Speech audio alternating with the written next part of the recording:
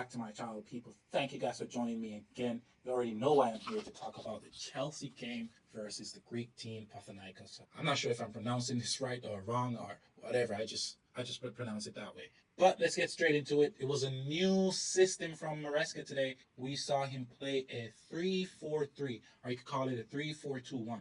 To me, it was more of a 3-4-3. We saw Renato Vega in the left fullback position. That was new for him. This guy has played everywhere over the pitch so far. We've seen Marco Corella, who just came back from suspension. I think he didn't play the last game because he was suspended for the Liverpool game. Came in and filled the left wing back role, which was surprising to me. Ben Chilwell could have filled that role. Why was Ben Chilwell not playing? Now there's rumors that he's potentially going to move to Dortmund. It's just a sorry case, man. If you go watch my previous video to see how I really feel about the whole situation with Ben Chilwell and what I think should be happening. But it's just unfair. As a Chelsea fan, I really don't want to see him go anywhere. And to Dortmund too, who's potentially could be a rival if we ever get back into the Champions League. But I've said enough about that, so let's move on. Badia Shield in the central defensive role today, very very good. I like his understanding of the game and his build up. How he knew that he just needs to sit back sometimes, and most of the plays came through him. Like he touched the ball in most of those plays. Very very impressed by Badia Shield today,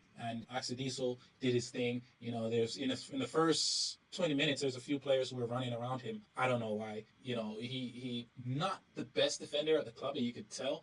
But fear performance from him today. We were basically controlling the game, so not a lot of people got shown up, right? He played Neto in the right wingback position, which was just a surprise to me. Why did Malagusto not play? If he's planning on playing Reece James on the weekend against Newcastle, I really don't know. It's up to him to decide what he does there.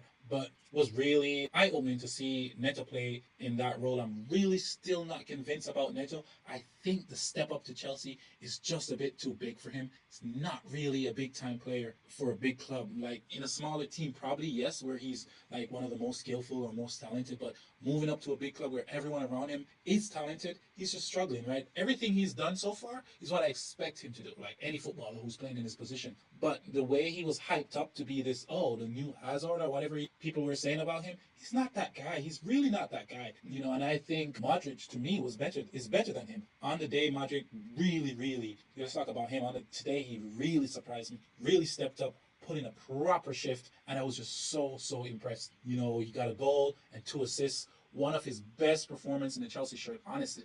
Really turned up today. He didn't put a wrong foot today. Not even a wrong foot. I was so surprised, so very impressed, and I think he's arrived. I think the coach trusted in him, letting him know that, hey, you're going to play in these cup games and these less important games, but then in the big games you'll come on. I think that's been working for him. He gets to showcase his talent in these smaller games, and when the big games come in, he tried to come in and make a difference. I think in the Liverpool game he tried, but there wasn't enough zeal from the team to win that match. So there's not much he could have done. And over the couple few games when he's been substituted on, I really think he's been trying. Neto, not so much. He loses the ball so much, and quite frankly, I'm sick and tired of it. Really sick and tired of it. I wonder if there's somebody else who could be playing for Neto, because he needs to be dropped. I think the manager really trusts in him, and I'm just not seeing it. I'm just not seeing where Neto warrants his play time so much. Another player to me that's not really cut out for this big team role is Dewsbury Hall. Let's be honest. I think we have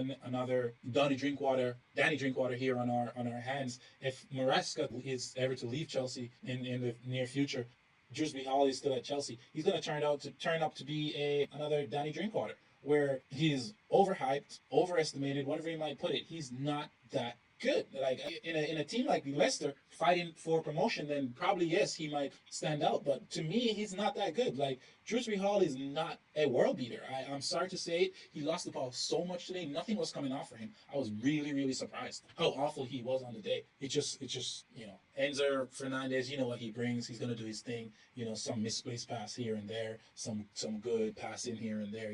He's an average player at best. He might have a worldy one day, but overall, that shot that he took was very impressive. The keeper saved it, but if it was like some world-class world beater, then even though you might consider him a world beater from the World Cup, but still, Messi was on his team, so we're not even going there. But if it was like a Paul Pogba, he's scoring that all day, every day, right? He's a sound player, but I think sometimes his technicality is not really there. two more players to talk about, Christopher and Kuku. Get rid of that balloon, bro. I'm really sick and tired of seeing that balloon. Like, bro, you scored a penalty from a handball that I, as a Chelsea fan, didn't really think it was a handball. Like, where should the defender put his hand right there? You gotta be fair sometimes. I thought that was very, very harsh from the referee to give that as a handball, especially when we were already winning the game. I really didn't see the need for that, but he gave it, and Kuka scored it, took the balloon out, and acting all crazy, bro. It's just a penalty. Like, apart from that, he was lost in the entire game. Let's just be honest. And then the audacity to score a penalty that you didn't win, take a balloon and celebrating. Like, I don't get it. Like, I know he's our top scorer, but come on, bro. Scoring 3 goals or how many you scored the other day on these small teams means nothing. We need you in the big games. Like last week, like against Liverpool, you didn't show up. So I don't understand the celebrations as if you're doing something spectacular, especially in the game that we were dominated. And I saved this player for last because, my gosh, the reason why I'm putting out this video so late is because I went deliberately to watch some highlights, some more highlights, educate myself more about this player, and see why was this player booted from Atletico Madrid, came to Chelsea, played 1 season, Pochettino decided he didn't want him, went to Barcelona, played 1 season, Barcelona decided they didn't want him, and I figured it out. I really, really did figure it out. Joel Felix is lazy. Very, very, very lazy. And when I was watching the game today, and he could have easily gotten a hat trick, but his zeal or drive to win the second ball is not there. Like, he'll lose the ball and hesitate and just stop. Very, very lazy player. I went back to his Atletico days and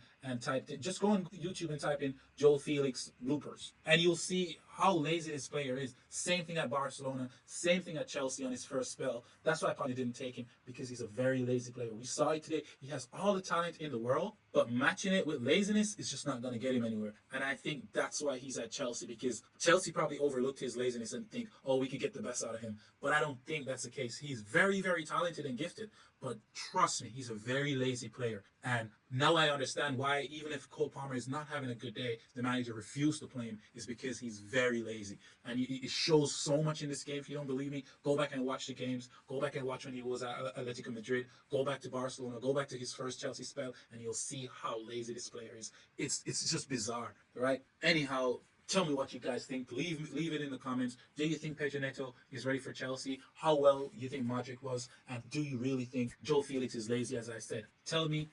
Give me a like, subscribe, share, and I'll see you guys.